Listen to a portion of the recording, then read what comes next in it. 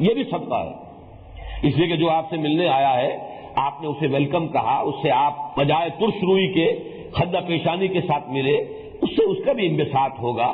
لیکن یہ کہ اگر معاملہ عبوسن قمطریرہ بن کر آپ نے اسے ویلکم کہا تو وہ بھی اب گھبرائے گا، میں خامخواہ کاہے کو آ گیا، پچھتائے گا۔ تو اس سے یہ کہ یہ جو خندہ روئی ہے اور یہ انسان خندہ پیشانی کے ساتھ اپنے بھائی سے ملاقات کرتا ہے، حضور نے اسے صدقے سے تعبیر کیا، تبسمک فی وجہ اخیک صدقۃ۔ تو یہاں پر بھی قولوا للناس حسنا، ایک تو یہ کہ عام قول، معاشرے کے اندر اچھی بات کہو، اس میں مراد امر بالمعروف بھی ہو سکتا ہے، لوگوں سے کوئی بھلائی کی تلقین کرو، بھلے مشورے دو، نیکی کی طرف دعوت دو، دعوت الی الخیر، وہ تمام چیزیں اگر قولوا للناس حسنا کو عام پر رکھا جائے، الفاظ کا جو عموم ہے، تو اس میں ساری چیزیں آ جائیں گی۔ لیکن یہ کہ ایک اس میں خاص نکتہ یہ ہے کہ یتیم اور مسکین ان کے ساتھ اگر آپ کسی وقت کوئی بات ان کے ساتھ تعاون نہیں کر سکتے، تب بھی کم سے کم نرم بات کر کے ان کے دل کو تو ہاتھ میں لینے کی کوشش کرو، جھڑکو نہیں۔ اما السائل فلا تنہر، چنانچہ قرآن مجید میں سورہ نساء کی آیت نمبر 5 میں بھی قولوا لهم قولا معروفا، یعنی یہ کہ اگر سائلین آ گئے ہیں یا کوئی سفہاء ہے، کم سمجھ لوگ ہیں معاشرے کے ہیں جو وہ اپنی ذمہ داریوں کو اب نہیں سمجھ رہے، نہیں ادا کر پا رہے، تو ان کے ساتھ یہ ہے کہ جو بھلائی کر سکتے ہو کرو، اور یہ کہ ان کے ساتھ بات تو کم سے کم جو ہے وہ نرمی کے ساتھ کرو، قولا معروفا۔ پھر یہی بات جو ہے آیت نمبر 8 میں بھی آئی ہے، قولا معروفا، آیت نمبر 9 میں سورہ نساء میں وَلْيَقُولُوا قَوْلًا سَدِيدًا، کہیں معروف کا لفظ آیا، کہیں سیدھی بات کرو۔ سورہ بقرہ میں فرمایا گیا قول معروف ومغفرۃ خیر من صدقۃ یتبعها اذى، کہ کسی کے ساتھ بات اچھی کی جائے، اور اگر اس نے کہیں سائل نے یا کسی قرابت دار نے آپ کے ساتھ جو ہے درستی کے ساتھ بھی کلام کیا ہے، چاہے وہ اپنی احتیاط ہی کے لیے مدد مانگنے آیا تھا، لیکن انداز اس نے جو اختیار کیا ہے وہ آپ کے لیے ناپسندیدہ ہے، تو معاف کیجئے اس کو، اور اس کے ساتھ نیک رویہ رکھیے، نیک اچھی نرم بات کیجئے۔ یہ کہیں بہتر ہے اس سے کہ آپ تھوڑا بہت صدقہ بھی دے دیں، لیکن پھر بات ایسی کریں کہ جس سے جو ہے اس کا دل جو ہے وہ زخمی ہو جائے، اس کے عزت نفس مجروح ہو جائے۔ تو اس سے تو بہتر یہ ہے کہ تم نرم بات کہہ کر اور معاف کر کے اس سے جو ہے معذرت کر لو۔ اور یہ سورہ بنی اسرائیل میں تو یہ مضمون جو آیا ہے وہ تقریباً اسی ضبط کے ساتھ آیا ہے، وَإِمَّا تُعْرِضَنَّ عَنْهُمُ ابْتِغَاءَ رَحْمَةٍ مِّن رَّبِّكَ تَرْجُوهَا فَقُل لَّهُمْ قَوْلًا مَّيْسُورًا، اگر تمہیں قرابت داروں سے اور مانگنے والوں سے اور مسافروں سے جن کا وہاں پر حق گنوایا گیا ہے اعراض کرنا ہی پڑ جائے، اس لیے کہ تم خود اپنے رب کی رحمت کے امیدوار ہو، یعنی یہ کنایا ہے اس سے کہ تم اس وقت خود جو ہے تمہارے پاس کچھ دولت نہیں ہے، پیسہ نہیں ہے، تم اس پوزیشن میں نہیں ہو کہ ان کی کوئی مدد کر سکو، تو قل لہم قولا میسورا، تو قولا میسور، قولا سدید، قولا معروفا، یہ تمام الفاظ جو آتے ہیں ایسے مواقع پر کہ جہاں سائلین یا جو بھی محتاج ہیں ان کا تذکرہ ہے، تو یہ ہو سکتا ہے کہ یہاں پر بھی خاص طور پر یہاں قولوا للناس حسنا میں اسی کی طرف اشارہ ہو۔ وَأَقِیمُوا الصَّلَاةَ وَآتُوا الزَّکَاةَ، اب چونکہ ایک طرف آیا تھا اللہ تعالیٰ کی بندگی، دوسری طرف تھا حسن سلوک، والدین سے شروع ہوا، ذی القربہ، یتامیٰ، مساکین، اور یہ کہ حسن کلام ہو، گفتگو کی جائے تو اچھی کی جائے، نرم کی جائے۔ اب اس کے لیے جو دین میں 2 ستون قائم کر دیے گئے ہیں، اللہ کی بندگی کا ستون نماز، قائم رکھو نماز کو، الصلاۃ عماد الدین، یہ اس کی معین شکل ہے، یہ تو ہر حال میں تمہیں اس کا انتظام کرنا ہے۔ اور یہ جو حقوق العباد کا معاملہ ہے وہ آتوا الزکاۃ، زکات ادا کرو۔ اسی طریقے سے زکات جو ہے وہ ایک معین ہے، اس کی پابندی تو کرنی ہی کرنی ہے، باقی اس سے بھی زیادہ دو، جیسے کہ حضور نے فرمایا کہ ان فی المال لحقا سوی الزکاۃ، منتخب نصاب کے درس نمبر 2 میں آیت البر کے ضمن میں یہ حدیث جو ہے ہم پڑھ چکے ہیں کہ ہرگز یہ نہ سمجھنا کہ بس زکات دے دی ہے تو بس جو بھی حق تھا مال میں دوسروں کا، غرباء کا، بس وہ سارا کا سارا ادا ہو گیا۔ ان فی المال لحقا سوی الزکاۃ، زکات کے علاوہ بھی ہے۔ اور حضور نے پھر وہی آیت مبارکہ جو ہے آیت بر تلاوت فرمائی، لیس البر ان تولوا وجوہکم قبل المشرق والمغرب ولکن البر من آمن باللہ والیوم الآخر والملائکۃ والکتاب والنبیین وآتى المال على حبه ذوي القربى واليتامى والمساکین وابن السبیل والسائلین وفي الرقاب وأقام الصلاة وآتى الزکاة۔ آتى الزکاة تو علیحدہ آ گیا، وہ جو معین نظام ہے وہ تو علیحدہ ہے۔ تو پہلے جو کہا گیا ہے کہ وآتى المال على حبه ذوي القربى واليتامى والمساکین وابن السبیل، یہ تو گویا کہ اس پر اضافی ہے۔ تو حضور نے اپنے اس قول کے لیے دلیل کے طور پر اس آیت مبارکہ کی تلاوت فرمائی، اور آپ کا قول کیا تھا؟ ان فی المال لحقا سوی الزکاۃ، کبھی یہ نہ سمجھنا کہ بس زکوٰۃ اگر ادا کر دی ہے تو سارا حق ادا ہو گیا. یقیناً تمہارے مال میں زکوٰۃ کے علاوہ بھی حق ہے، غرباء کا، محتاجوں کا، محرومین کا، سائلین کا، ذوی القربیٰ کا. ان کے حقوق جو ہے صرف زکوٰۃ پر آ کر ختم نہیں ہو جاتے. یہاں بھی اسی کی مثال ہے. وَأَقِيمُوا الصَّلَاةَ وَآتُوا الزَّكَاةَ ثُمَّ تَوَلَّيْتُمْ إِلَّا قَلِيلًا مِّنكُمْ. یہ تو تم سے عہد لیا گیا تھا، قول و قرار لیا گیا تھا تمہارے ایلڈرز سے، جبکہ کوہ طور ان کے سروں پر معلق کر دیا گیا تھا.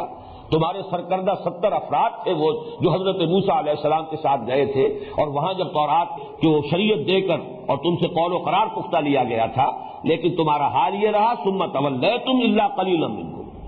پھر تم نے روگردانی کی، پیٹھ موڑ لی، اس عہد کو پورا نہیں کیا، طرح طرح سے بہانے بنا کر اس سے پہلوتہی کی راہ اختیار کی. ایک بہانہ تو وہ ہم پڑھ چکے ہیں کہ سبت کا قانون کیسے توڑا تم نے، کہ مچھلی پکڑی تو نہیں ہفتے کے روز، لیکن ہفتے کے روز ساری محنت ہوتی رہی، سارا وقت صرف ہو گیا اسی میں کہ وہ گڑھے کھود کھود کر سمندر کا پانی مچھلیوں سمیت وہ تالاب بنا لیے جائیں تاکہ یہ کہ پھر اتوار کو جا کر پکڑ لیں. تو وہ روح دین ختم، اس لیے کہ وہ تو اس لیے تھا کہ پورا ہفتے کا دن تم صرف کرو اللہ کی یاد میں، عبادت میں، تلاوت میں. تورات کی تلاوت کرو، تعلیم و تعلم کا معاملہ ہو، سمجھنے سمجھانے کا ہو، آپس میں مذاکرہ ہو رہا ہو تورات کا، اللہ کو یاد کرو، نماز پڑھو. اس کے لیے تھا. تم نے یہ کیا کہ وہ وقت تو لگا دیا سارا جو ہے اسی دھندے کے اندر، لیکن اپنے دل میں مطمئن یہ کہ ہم نے مچھلی پکڑی نہیں ہے، لہذا گویا کہ قانون شریعت کی ہم نے خلاف ورزی نہیں کی. یہ بھی بالکل وہی بات ہے کہ اندر سے وہی دیمک چڑھ کر چکی ہے، لیکن اوپر ونیئر لگا ہوا ہے، لکڑی کی ایک تختی سی جو ہے وہ اس نے چھوڑ دی ہے تاکہ جو ہے گھر والا جو ہے اسے یہ خیال نہ ہو کہ میری چوکھٹ جو ہے وہ ختم ہو گئی، بلکہ دھوکے ہی کے اندر رہے کہ چوکھٹ تو کھڑی ہے، جبکہ حقیقت میں وہ دیمک جو ہے اندر سے اسے کھوکھلا کر چکی. تو تم نے بھی شریعت کے ساتھ یہی تم نے مذاق کیا ہے، یہی کھیل کھیلا ہے. تو یہاں فرمایا ثم تولیتم الا قلیلا منکم وانتم معرضون. یہ انتم معرضون تمہارے اندر اعراض، پہلوتہی کرنا، کسی طریقے سے شریعت کی پابندیوں سے اپنے آپ کو بچانا، اس کا رجحان جو ہے نہایت راسخ تھا، پختہ تھا. یہ تم نے جو کچھ کیا ہے نیت کے ساتھ کیا، ارادے کے ساتھ کیا. وانتم معرضون، یہ ایسا نہیں ہے کہ مغالطے میں ہوا ہو. مغالطے میں، جہالت میں، نادانی میں اگر کوئی گناہ ہو جاتا ہے تو اس کا تو قانون یہ ہے کہ جیسے ہی آدمی کو ہوش آئے فوراً توبہ کرے. تو التائب من الذنب کمن لا ذنب لہ، گناہ سے توبہ کر لینے والا تو ایسا ہے جیسے کہ اس نے کبھی گناہ کیا ہی نہیں تھا. اب آئیے وہ دوسرا جو خاص میثاق ہے جس کے حوالے سے ایک بہت بڑی گمراہی ہے جس کا تذکرہ ہونے والا. اور پھر یہ نوٹ کیجئے گا کہ یہ اصل میں وہ شے ہے کہ جو آج تقریباً ہر مسلمان کی زندگی کے اندر موجود ہے، وہ عملی گمراہی. وَإِذْ أَخَذْنَا مِيثَاقَكُمْ لَا تَسْفِكُونَ دِمَاءَكُمْ. اور ذرا یاد کرو جبکہ ہم نے تم سے ایک عہد اور بھی لیا تھا. حالانکہ اس کو شامل کیا جا سکتا تھا، لیکن جیسا کہ میں نے عرض کیا ہے اس عہد کو چونکہ وہ ایک جنرل ہے، وہ دین کی بنیادی حقیقت، چاہے وہ شریعت محمدی ہے یا شریعت موسوی تھی علیہم الصلاۃ والسلام، ان دونوں کے بارے میں جو اقدار مشترک تھی انہیں علیحدہ کر دیا. اب ایک خاص تو ان سے لیا گیا تھا، اور یہ ہے در حقیقت ایک دوسرے انداز میں مسلمانوں کو بھی اس کی تلقین کی گئی. بار بار قرآن میں آتا ہے اشداء علی الکفار رحماء بینہم اذلۃ علی الکافرین اعزۃ علی المؤمنین. اہل ایمان کے حق میں نہایت نرم ہو، حلقہ یاراں تو بریشم کی طرح نرم، اور رسم حق و باطل ہو تو فولاد ہے مومن. اشداء علی الکفار رحماء بینہم. تو تمہیں آپس میں کیسے رہنا چاہیے؟ مسلمانوں کا مسلمانوں کے ساتھ طرز عمل، یا چونکہ اس وقت کی مسلم امت جو ہے وہ بنی اسرائیل تھے تو ان سے کیا عہد لیا گیا تھا اسے غور سے سنیے. وَإِذْ أَخَذْنَا مِيثَاقَكُمْ. اور یاد کرو جب کہ ہم نے تم سے میثاق لیا تھا، ایک اور قول و قرار بھی بڑا پختہ لیا تھا. وہ کیا تھا؟ لا تسفکون دماءکم. یہاں پھر دیکھیے وہی فعل مضارع ہے، تم نہیں بہاؤ گے اپنا خون. اور یہ قرآن مجید کا بڑا لطیف انداز ہے. لا تسفکون دماءکم، کم سے مراد کیا ہے؟ یعنی کوئی اسرائیلی کسی دوسرے اسرائیلی بھائی کا خون نہ بہائے. دیکھنا تمہیں آپس میں رحماء بینہم بن کر رہنا ہے.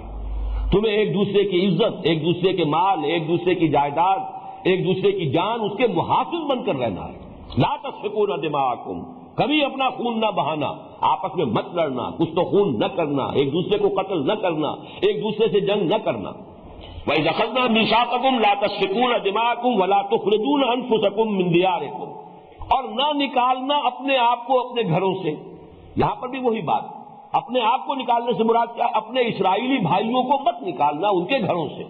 لیکن چونکہ تم ایک امت ہو، جیسے حضور نے فرمایا مسلمان ایک امت ہے اور ہر مسلمان دوسرے مسلمان کا بھائی ہے، المسلم اخو المسلم، اس حوالے سے اگر تم نے اپنے کسی بھائی کا خون بہایا تو گویا کہ اپنا خون بہایا. جیسے ایک حدیث میں آتا ہے کہ کبھی اپنے ماں باپ کو گالی مت دیا کرو. اور کسی نے پوچھا حضور کون ہے جو اپنے ماں باپ کو گالی دے گا؟ آپ نے فرمایا تم اگر کسی کے ماں باپ کو گالی دیتے ہو تو وہ پلٹ کر تمہارے ماں باپ کو گالی دے گا، تو گویا کہ تم نے خود اپنے ماں باپ کو گالی دی. یہ انداز ہے بڑا بلیغ سمجھانے کا. تم نے اگر کسی کی عزت پر حملہ کیا، اپنے مسلمان بھائی کی عزت پر، تو تم نے اصل میں اپنی عزت پر حملہ کیا. تو وہ انداز ہے وَإِذْ أَخَذْنَا مِيثَاقَكُمْ لَا تَسْفِكُونَ دِمَاءَكُمْ، تم ہرگز نہیں بہاؤ گے اپنا خون، یعنی کوئی اسرائیلی دوسرے اسرائیلی کا خون نہیں بہائے گا. وَلَا تُخْرِجُونَ أَنفُسَكُم مِّن دِيَارِكُمْ، اور تم اپنے آپ کو، یعنی کوئی اسرائیلی کسی دوسرے اسرائیلی کو ان کے گھروں سے نہیں نکالے گا، ان کے شہروں سے یا ان کے ملکوں سے ملک بدر نہیں کرے گا. ثُمَّ أَقْرَرْتُمْ وَأَنتُمْ تَشْهَدُونَ، پھر تم نے اس پر اقرار کیا، مانا، اور تم اس پر پورے طور پر گواہ بنے. تشہدون کے دونوں مفہوم ہو سکتے ہیں کہ گویا کہ جو اس وقت حضور کے زمانے میں اور نزول قرآن کے زمانے میں یہودی موجود تھے کہ تم خود گواہ ہو کہ یہ قول و قرار ہوا تھا. تمہاری تورات کے اندر یہ قول و قرار موجود ہے کہ ہم نے تم سے یہ عہد لیا تھا، اور یہ کہ جس وقت انہوں نے عہد کیا تھا جان بوجھ کر کیا تھا، پورے شعور کے ساتھ کیا تھا. اس معنی میں وانتم تشہدون کا مفہوم وہ ہوگا جو ہم کرتے ہیں. کوئی اقرار نامہ لکھتا ہے تو میں بقائمی ہوش و حواس یہ اقرار کر رہا ہوں، تو یہ گویا کہ وانتم تشہدون میں ادھر اشارہ ہو رہا ہے. تم نے خوب سوچ سمجھ کر اللہ کے ساتھ جو قول و قرار کر رہے تھے اس کی ذمہ داریوں کے پورے شعور کے ساتھ، احساس کے ساتھ تم نے اللہ سے عہد کیا تھا. ثم انتم ہؤلاء، پھر یہ تم ہی لوگ ہو تقتلون انفسکم، اپنے آپ کو قتل کرتے ہو، یعنی تم باہم ایک دوسرے کا خون بہاتے ہو. تمہارے مابین خانہ جنگیاں ہوتی ہیں، یہودی یہودی کو قتل کرتا ہے، اسرائیلی اسرائیل کو قتل کرتا ہے. وَتُخْرِجُونَ فَرِيقًا مِّنكُم مِّن دِيَارِهِمْ، اور نکالتے ہو اپنے ایک گروہ کو ان کے گھروں سے. اب یہاں پر ذرا وہ کم جو ہے وہ انفسکم کی بجائے فریقم منکم، تم نکالتے ہو اپنے میں سے ایک گروہ کو، ایک جماعت کو ان کے گھروں سے. تظاہرون علیہم بالاسم والعدوان، اور ان کے خلاف جتھا بندی کرتے ہو گناہ کے ساتھ اور زیادتی کے ساتھ. اسم کہتے ہیں کسی کی حق تلفی، اور عدوان ہے کسی کے حق پر چھاپا ڈالنا، دست درازی کرنا. یہ گویا کہ گناہ کے دو پہلو ہو گئے. ایک گناہ وہ ہے جس میں تقصیر کا پہلو ہے، آپ پر کوئی ذمہ داری تھی آپ نے ادا نہیں کی، یہ اسم ہے. اور ایک یہ کہ آپ نے کسی کا حق تلف کیا، کسی کے حق پر دست درازی کی ہے، سینہ جھپٹی کی ہے، یہ عدوان ہے. تظاہرون علیہم بالاسم والعدوان، تم گناہ اور زیادتی کے ساتھ ایک دوسرے کے خلاف، اپنے ہی گروہوں کے خلاف، اپنے ہی قبائل کے خلاف تم جو ہے جتھا بندی کرتے ہو. مظاہرہ جو ہے تظاہرون، یہ در حقیقت اپنی پیٹھوں کو جوڑ لینا. کہیں کوئی بڑا سخت مقابلہ ہو جائے تو پیٹھ سے پیٹھ جوڑ کر کھڑے ہو جایا کرتے تھے لوگ، تاکہ ادھر سے حملہ آور آ رہا ہے تو یہ اس سے نمٹ لے گا، ادھر سے آ رہا ہے تو وہ نپٹے گا. یہ ہے اصل میں کسی مقصد کے لیے اپنی پیٹھیں جمع کر لینا، جوڑ لینا. تو اس طریقے سے تظاہرون زہر سے تم ایک دوسرے کے خلاف اپنی قبائلی جنگوں کے اندر مظاہرہ کرتے تھے اور جتھے بندی کرتے تھے ان کے خلاف. وَإِن يَأْتُوكُمْ أُسَارَىٰ تُفَادُوهُمْ، اور اگر وہ تمہارے پاس آتے ہیں اسیر ہو کر تو اب فتیہ دے کر چھڑاتے ہو.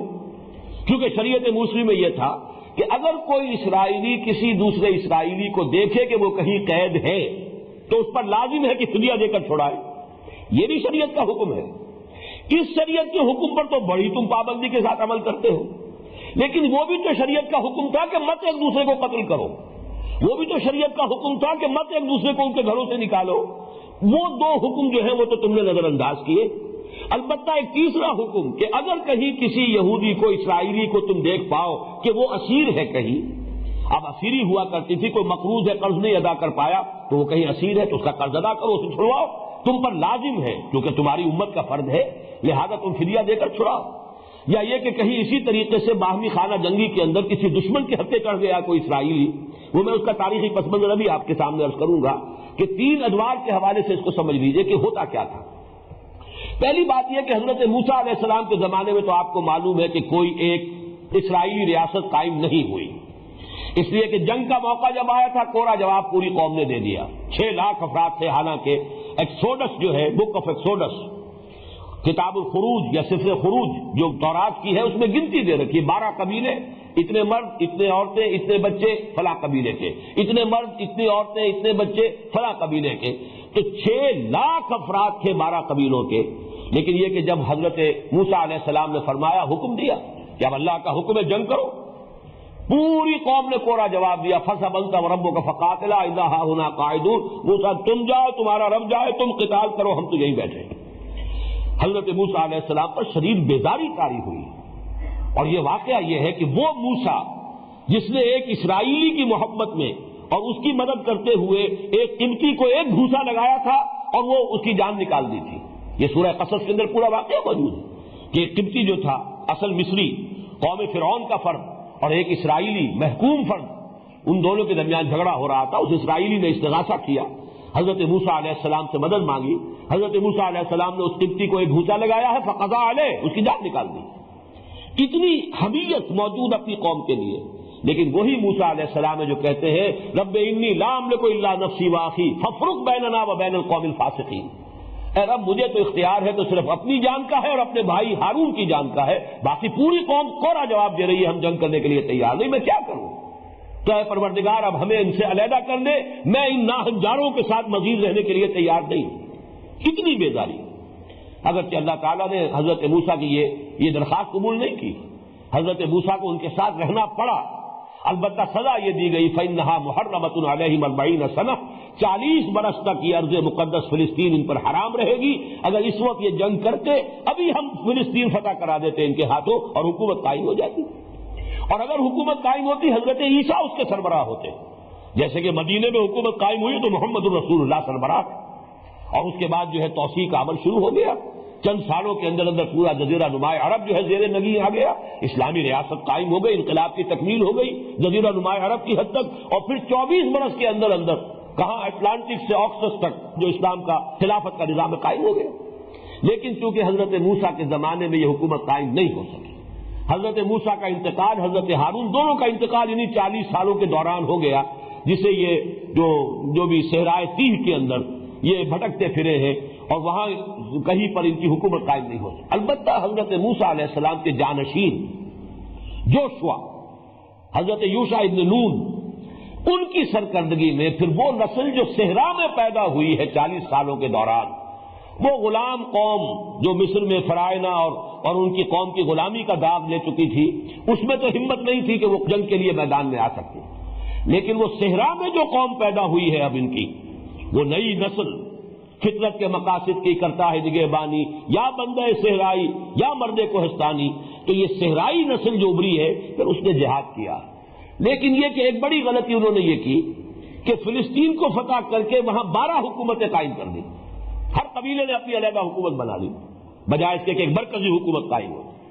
نتیجہ یہ نکلا جب 12 حکومتیں ہوں گی تو آپس میں چپکلش بھی ہوگی، کہیں نہ کہیں کوئی اختلاف بھی ہوگا، کہیں نہ کہیں کوئی جھگڑا ہو جائے گا۔ ان جھگڑوں میں پھر وہ جو آپس کے جو مشرکین آباد تھے، یہ مختلف جو قبائل تھے، پھر ان سے مدد لیتے تھے ایک دوسرے کے خلاف۔ جیسے ہندوستان میں جب انگریز آ رہا تھا تو یہی ہو رہا تھا نا، کہ چاہے مسلمان نواب تھے مختلف ریاستوں کے اور چاہے ہندو تھے، آپس کی جنگوں میں کوئی کسی سے مدد لے رہا ہے، کوئی انگریز سے مدد لے رہا ہے، اپنے کسی مقامی جو ہے دشمن کے خلاف، ہوتے ہوتے انگریزوں ہی نے پورے ملک پر قبضہ کر لیا۔ یہ کیفیت رہی ہے 300 برس تک، ان کی کوئی مرکزی حکومت قائم نہیں ہوئی، آپس میں لڑتے رہتے تھے۔ لیکن ہوتا کیا تھا وہ یہاں پر بیان کیا گیا، جب آپس میں جنگ ہوئی، کسی غیر اسرائیلی قوم کے ساتھ اتحاد کر کے کسی اسرائیلی قبیلے کے خلاف جنگ کی، اب ظاہر بات ہے کہ اسرائیلیوں کے ہاتھوں اسرائیلی قتل بھی ہوئے، اور وہ جو غیر اسرائیلی تھا جس کی مدد نہیں تھی، وہ کچھ اسرائیلیوں کو لے گئے قیدی بنا کر، اب وہ قیدی ہے اسرائیلی جو غیر اسرائیلی قوم کے قبضے میں ہے۔ اب انہیں یاد آیا شریعت کا حکم، کہ شریعت کا حکم تو یہ ہے کہ اسرائیلی اگر قید میں ہو تو ان کو فدیہ دے کر چھڑاؤ، لہذا اب شریعت پر عمل کر رہے ہیں کہ جا کر فدیے دے کر انہیں چھڑا کر لا رہے ہیں۔ یہ ہے ان کا طرز عمل کہ شریعت کے ایک حصے کو نظر انداز کیا۔ اللہ نے تو حکم دیا تھا آپس میں جنگ مت کرو، ایک دوسرے کے خلاف مت لڑو، ایک دوسرے کا خون مت بہاؤ، ایک دوسرے کو ان کے گھروں سے مت نکالو، یہ سارے احکام تو نظر انداز، لیکن ایک حکم جو ہے کہ اگر اسرائیلی کہیں پر قیدی ہو تو اسے فدیہ دے کر چھڑاؤ، اس پر عمل ہو رہا ہے پورے اہتمام کے ساتھ۔ اس کے بعد ہوا یہ کہ پھر حضرت طالوت کے زمانے میں جالوت کو جب شکست دی ہے، حضرت داؤد کی حکومت قائم ہوئی، یہ ان کا گولڈن ایرا ہے 100 برس کا، 16 برس حضرت طالوت کے، 40 برس حضرت داؤد کے اور 40 برس حضرت سلیمان کے۔ یہ گویا کہ یوں سمجھیے کہ اگرچہ 300 برس کا فصل ہے، لیکن یہ خلافت راشدہ کی جو 3 خلافتیں ہماری ہیں جو متفق علیہ ہیں، حضرت ابوبکر صدیق سے 2.5 برس، حضرت عمر فاروق 10 برس، حضرت عثمان 12 برس، یہ گویا کہ 24 برس بنتے ہیں۔ وہاں یہ 100 برس کی مدت ہے، لیکن ہے وہ 3 کا عدد موجود ہے، حضرت طالوت، حضرت داؤد، حضرت سلیمان۔ اس کے بعد کیا ہوا؟ جیسے کہ حضرت علی کے زمانے میں 2 حکومتیں علیحدہ ہو گئی، حضرت علی کی خلافت، لیکن یہ کہ شام کی حکومت حضرت امیر معاویہ کی علیحدہ ہے۔ اسی طریقے سے حضرت سلیمان کے بعد پھر ان یہودیوں کی 2 حکومتیں قائم ہوئی، اسرائیلی حکومت اور یہودا کی حکومت۔ پھر ان میں جنگیں چلتی رہی، وہی کچھ ہوا ایک دوسرے، اور ظاہر بات ہے کہ پھر فلسطینی جو اور دوسری اقوام تھیں غیر اسرائیلی، ان سے ایک دوسرے کے خلاف مدد لیتے تھے، پھر بھی وہاں پر بھی یہی ہو رہا ہے، یہاں تک کہ عین حضور کے زمانے میں ہوا ہے۔ اسی آیت کے کا یوں سمجھیے ایک نقشہ سامنے آیا۔ مدینے میں آپ کو معلوم ہے کہ 2 تو تھے اصل عرب قبائل، اوس اور خزرج۔ اصل میں یہ یمن سے، جبکہ وہاں پر وہ سد معارف ٹوٹا ہے اور سیلاب آیا ہے، تو وہاں سے جو عرب قبیلے نکلے ہیں، تو کوئی تو چلے گئے عراق تک، کوئی شام میں جا کر آباد ہو گئے، کچھ قبیلے، یہ 2 قبیلے آ کر یہ یہاں اس مدینے کی بستی کے اندر یثرب میں آباد ہوئے، اوس اور خزرج، یہ ہے اصل عرب۔ لیکن 3 یہ یہودی قبیلے یہاں پر آباد تھے، بنو قینقاع، بنو نذیر اور بنو قریظہ۔ اب اوس اور خزرج کے جو 2 قبیلے تھے، ان کی آپس میں کھٹ پٹ رہتی تھی، جب کلشیں، قبائلی جنگیں ہوتی ہیں۔ ان میں سے 2 جو تھے قبیلے یہود کے، بنو نذیر اور بنو قریظہ، وہ اوس کا ساتھ دیتے تھے، اور ایک قبیلہ بنو قینقاع وہ خزرج کا ساتھ دیتا تھا۔ جنگ بعاث میں یہی شکل رہی، اصل جنگ تھی اوس اور خزرج کے مابین، لیکن خزرج کے ساتھ بنو قینقاع موجود ہے اور اوس کے ساتھ بنو نذیر اور بنو قریظہ موجود ہے۔ جنگ ہوئی ہے، ایک دوسرے کو قتل کیا ہے، اور ایک دوسرے کے قیدی جب چلے گئے ہیں اوس کے خزرج کے قید میں، اب ان کو فدیہ دے کر چھڑا رہے ہیں۔ تو گویا کہ یہ ان کی پوری تاریخ کے اندر ایک تسلسل ہے اس عمل کا، کہ عہد یہ لیا گیا تھا، وَإِذْ أَخَذْنَا مِيثَاقَكُمْ لَا تَسْفِكُونَ دِمَاءَكُمْ وَلَا تُخْرِجُونَ أَنفُسَكُم مِّن دِيَارِهِمْ ثُمَّ أَقْرَرْتُمْ وَأَنتُمْ تَشْهَدُونَ ثُمَّ أَنتُمْ هَؤُلَاءِ تَقْتُلُونَ أَنفُسَكُمْ وَتُخْرِجُونَ فَرِيقًا مِّنكُم مِّن دِيَارِهِمْ تَظَاهَرُونَ عَلَيْهِم بِالْإِثْمِ وَالْعُدْوَانِ وَإِن يَأْتُوكُمْ أُسَارَىٰ تُفَادُوهُمْ، اور اگر وہ قیدی بن کر آئیں تو تم انہیں لازماً فدیہ دے کر چھڑاتے ہو۔ یہ تمہارا بڑا تقویٰ ہے، بڑی دینداری ہے، بڑی شریعت کی پابندی ہے، جس کا مظاہرہ تم کرتے ہو کہ ہم نے اپنے اسرائیلی قیدیوں کو فدیہ دے کر چھڑا دیا، حالانکہ وہ قیدی بنے ہی تمہارے اپنے غیر شرعی عمل کی وجہ سے۔ وَهُوَ مُحَرَّمٌ عَلَيْكُمْ إِخْرَاجُهُمْ، حالانکہ ان کا نکلوانا وہاں سے وہی تم پر حرام تھا۔ وہ حرام بات تو یاد نہیں رہی، اس کے اوپر تو خوب تم نے جو بھی وقتی اپنی مصلحت ہے کہ اس کے تحت اس کی دھجیاں اڑا دی، لیکن یہ کہ اب دوسرے شریعت کے حکم پر عمل کر رہے ہو۔ اب یہ جنرلائزیشن آ رہی ہے جس کے بارے میں میں نے کہا، یہ وہ بات ہے جو صرف یہود کے اوپر صادق نہیں آتی، آج ہر مسلمان کے اوپر صادق ہے، اس لیے کہ استثناء اتنا کم ہے، الا ماشاء اللہ، شاذ ہوگا کوئی، بالفعل شاید کوئی ایک بھی نہ ہو۔ افتؤمنون ببعض الکتاب وتکفرون ببعض، تو کیا تم ہماری کتاب اور شریعت کے ایک حصے کو مانتے اور ایک کو نہیں مانتے؟ ایک حکم یہ تھا کہ آپس میں ایک دوسرے کو قتل نہ کرو، یہ تم نے پاؤں تلے رون دیا۔ یہ بھی حکم تھا شریعت کا کہ ایک دوسرے کو ان کے گھروں سے مت نکالو، یہ بھی تم نے شریعت کا حکم جو پاؤں تلے رون ڈالا۔ ہاں، شریعت کا ایک حکم تمہیں یاد ہے کہ اسرائیلی اگر قید میں ہے تو اسے فدیہ دے کر چھڑاؤ، تو تم نے شریعت کے حصے بکھرے کر لیے، تم شریعت کے ایک حصے کو مانتے ہو کو نہیں مانتے ہو۔ یہاں پہ لفظ کتاب جو ہے اس کو نوٹ کر لیجئے، یہ ہم کئی مرتبہ دیکھ چکے ہیں کہ شریعت کے لیے لفظ کتاب آتا ہے، کوئی شے فرض کی جاتی ہے، کتب علیکم القتال، کتب علیکم الصیام۔ کتاب کا لفظ جو ہے خاص طور پر قرآن مجید کا وہ حصہ کہ جو احکام شریعہ پر مشتمل ہے، حلال اور حرام اور فرائض اور نواہی پر، در حقیقت وہ کتاب ہے۔ آیات سے مراد وہ ہے کہ جس میں ایمان کے دلائل دیے گئے ہیں، تزکیے کا مضمون بھی اس میں موجود ہے، حکمت کی آیات بھی موجود ہے، تاریخ کی آیات بھی موجود ہے، پچھلی قوموں کے جو حالات ہیں وہ بھی موجود ہے۔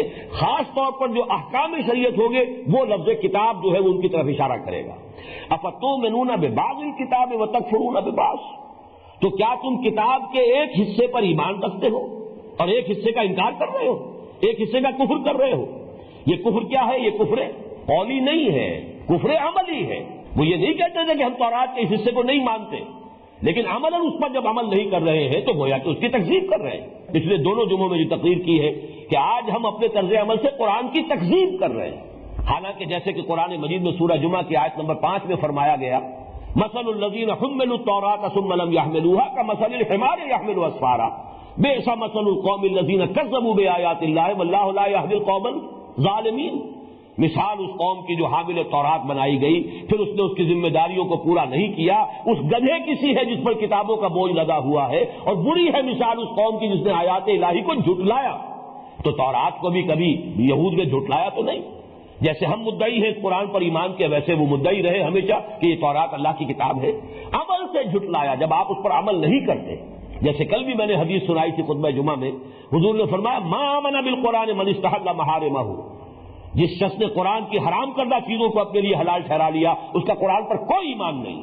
کہتا رہے کہ میرا ایمان ہے قرآن پر، لیکن اگر جس شے کو قرآن حرام کہہ رہا ہے وہ اس کو حلال اپنے لیے ٹھہرا بیٹھا ہے تو پھر اس کا کوئی ایمان قرآن پر نہیں۔ تو یہاں پر بھی وہی سمجھیے کہ تم ان یاتوکم اسارا تفادوہم وہو محرم علیکم اخراجہم افتؤمنون ببعض الکتاب وتکفرون ببعض۔ اب آپ غور کیجئے آج ہمارا حال کیا ہے۔ میں یہ سمجھتا ہوں کہ 99.9 ریکرنٹ% مسلمان آج اس آیت کا بالکل مصداق۔ کچھ تو وہ ہیں جو نماز روزے کا بھی کوئی خیال نہیں، عجیب اکثریت ایسے لوگوں کی۔ اس کے بعد کچھ لوگ ہیں نماز روزہ تو پکا ہے، باقی حرام کاروبار سارا کا سارا دھڑلے کے ساتھ ہو رہا ہے، سودی لین دین ہو رہا ہے، جو بھی ہو رہا ہے، رشوتیں ہو رہی ہیں، رشوت کی گرم بازاری ہے، جو بھی ہو رہا ہے سب کچھ معلوم ہے۔ کاروبار تو آج کی دنیا میں حلال کے دائرے میں رہ کر کرنا ناممکن۔ ہم شریعت کے ایک حصے پر عمل کر رہے ہیں، ایک کو ہم نے پاؤں تلے رون دیے۔ یہ آج اس اعتبار سے بہت اہم ہے کہ اس کا جو نتیجہ نکلتا ہے وہ آج پوری امت کے ماتھے پر لکھا ہوا ہے۔